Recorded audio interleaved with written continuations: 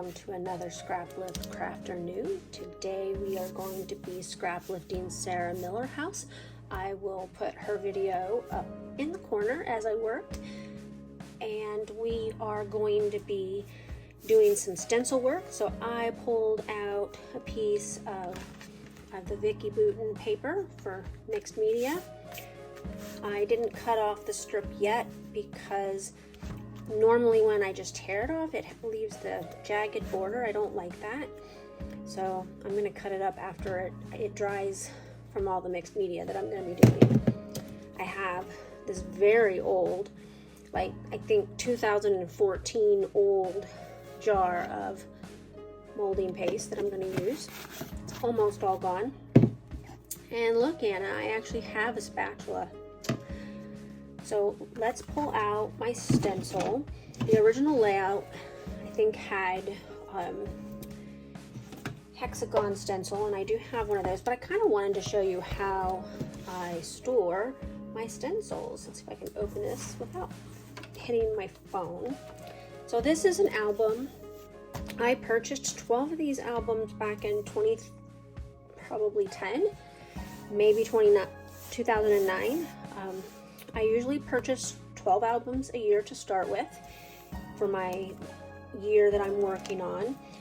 I lost these albums in the fire. I think many of them were empty because I'm only missing a few of my finished albums. So I'm thinking these were mostly empty. I don't remember now.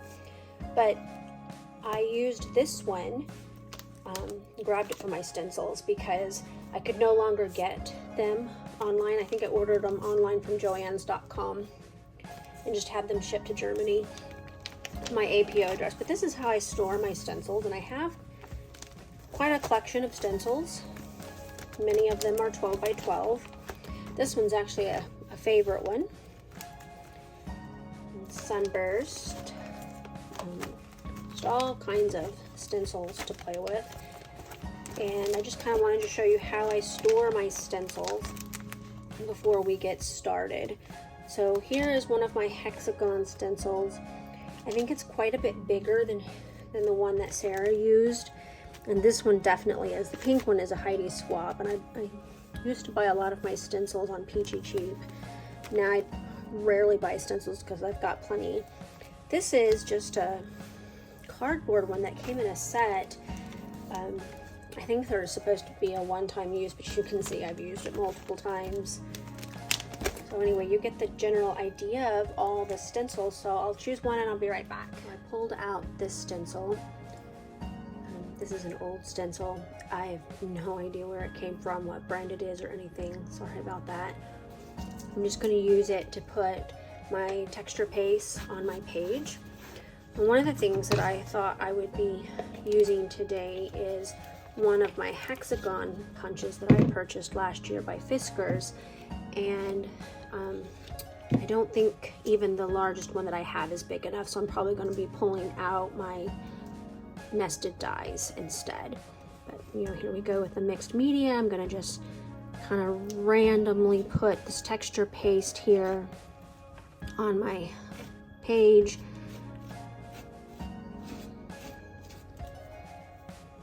I never try to do this perfectly. I just kind of put it in there the way that I think I want it to go. I am kind of going by Sarah's layout. I have not watched her video all the way through. I started it and then decided I would wait to watch it afterwards. I know, weird, huh?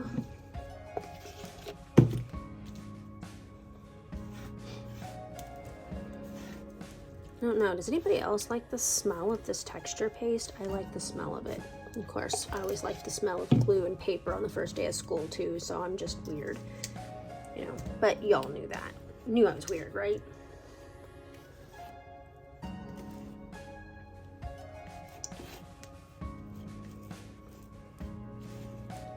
Let's see, oops, let's do this. So one of the reasons why I chose this layout, and yes, I'm the one responsible for choosing this layout this week, is because of the hexagons. I really like the look of hexagons on layouts, and I find then I'm just not using them. So even though I love them, so I thought, you know, why not get a scrap lift that will make me use them? But you know, if you choose to scrap lift this layout yourself, you could use any shape. You could use hearts or stars or anything instead of the hexagons if they're not your thing. So that's kind of cool, huh?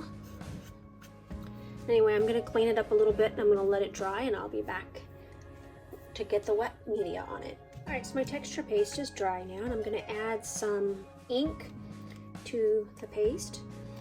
This is a very old spray from Maya Road. And trying to use it up so it doesn't spray anymore, so it'll be great for ink smooshing. This is a brand new ink in my collection of inks.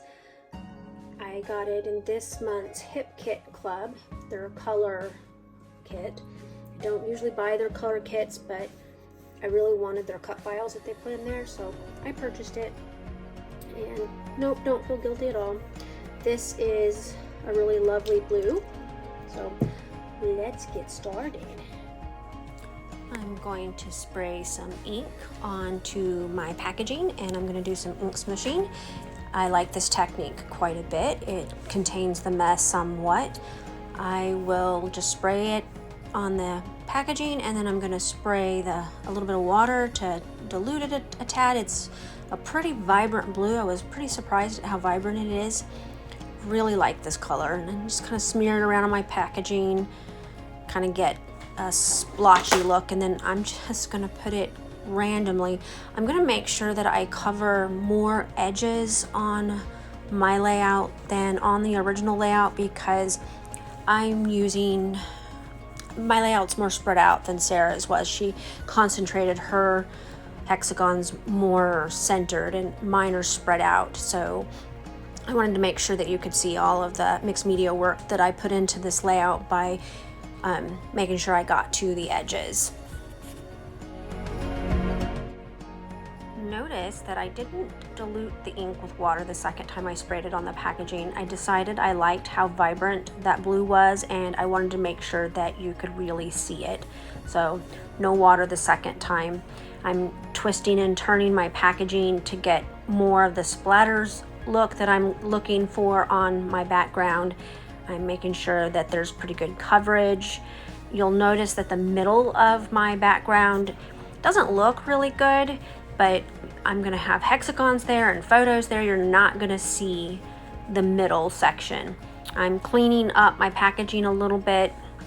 I'm being conservative with my packaging because sometimes I run out, and I don't like to run out. I have plenty right now, but I thought I'd just be conservative. The orange spray is, again, I said it was by Maya Road. It doesn't spray, so I have to pour it, and I did get quite a bit on it. It's a good thing that I intended the orange ink to really be showcased on the upper left, but it looks great when the background is finished. And I do dilute it with water here like I did the first one, because that orange is very, very thick, because I think it's old, and it just needed some spreading. I didn't squish the paper or the packaging like I did with the blue either, so I just let it kind of spread out on my texture paste area, and then just kind of spread it out. I do like the green mixture in the middle. I was hoping it wouldn't turn muddy colored, and I was glad to see it turned a nice green. You can kind of see the green peeking out behind some of the hexagons in the finished layout. You don't see the big splotch of green in the center, again, because I cover it up with my hexagons and photos and embellishments. Here I'm going to dilute the background with a spritz of water. I keep a little mini mister on my desktop with water, and I'm just going to add some water here to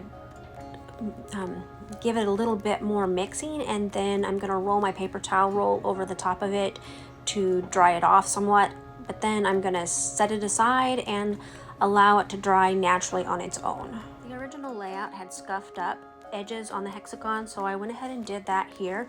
I've sped up the video a little bit because I know that you have seen this done in the past. You don't need to watch me do all of my hexagons. I only do a few on screen. Notice that I have them numbered with little tiny post-its. That is so that I remember which row they were in on my page diagonally. I took a picture, but then I numbered them because I thought, you know, I'm gonna forget, I'm not gonna refer back to that photo while I'm working, so because I'll be recording with my phone, I won't be able to see it. So I kept those little post-its on the rows so that I would be able to get them back on the layout the way that I wanted them.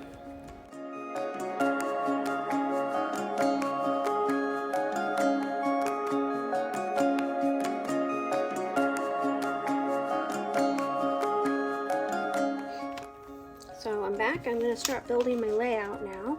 I did decide to use my Paige Evans Wonders papers. I had some scraps as well as I have the full paper pad and a couple of the loose 12 by 12 papers, but I tried to use the scraps because, you know, scraps. I did not use my punch because the hexagon was not big enough. I ended up using this die.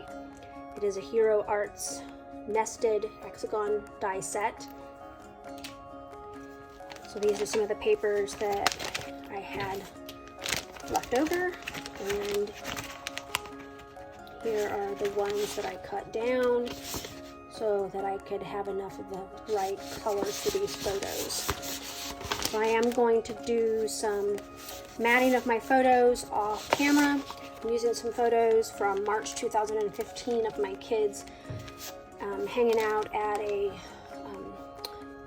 forget what the place is called now, but it's at Tybee Island in Georgia. It's an animal shelter place that we went to a lot when we were stationed there. By 2015, we were no longer living in Georgia, but we had some really good people that we consider family.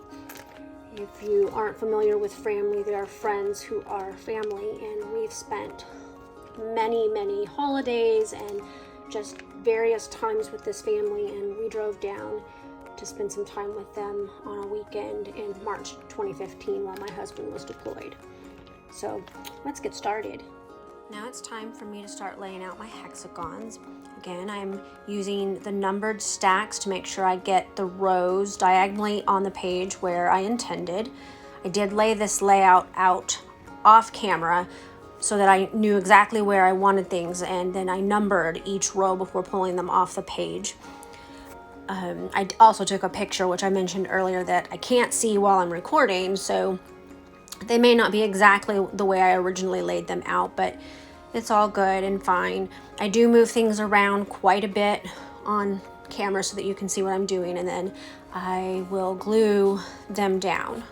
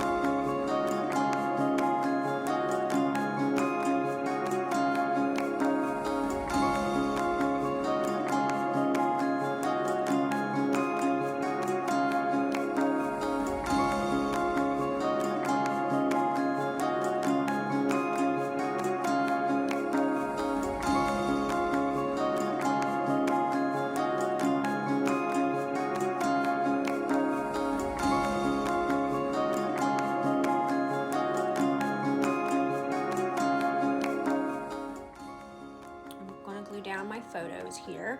You can see that I stacked them up on the layout where I wanted them, and then I just picked up each edge of the photo and I put some glue underneath. I used liquid glue for this.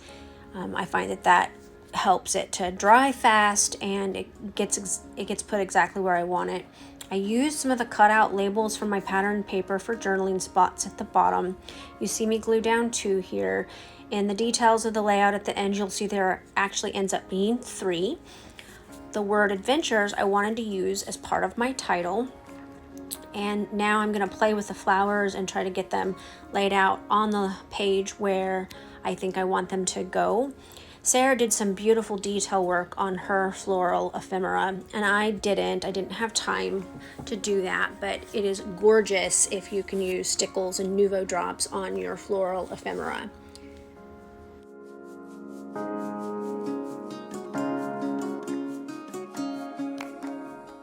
The Wonders ephemera pack came with leaves and stems for the flowers, but I found that they were too big for what I wanted on my layout, so I keep a little stack of die cut leaves in various colors in my rolling cart, and so I just pulled from those, and I'm gonna tear them down to get them the size that I want and put them on my layout in place of the Paige Evans floral pieces.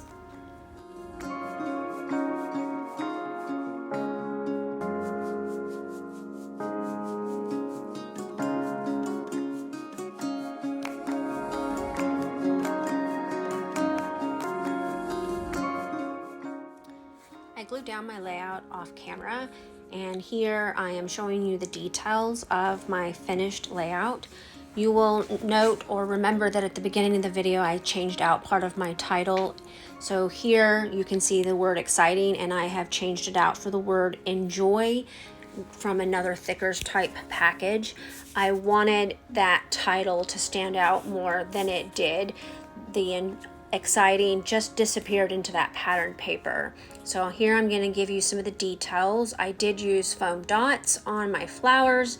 I did sew a little trail up from the butterfly like Sarah did on the original layout, and I really enjoyed creating this page. Thank you so much for stopping by my channel. Make sure you check out everybody else's videos below in the description. Have a great Sunday afternoon. Bye.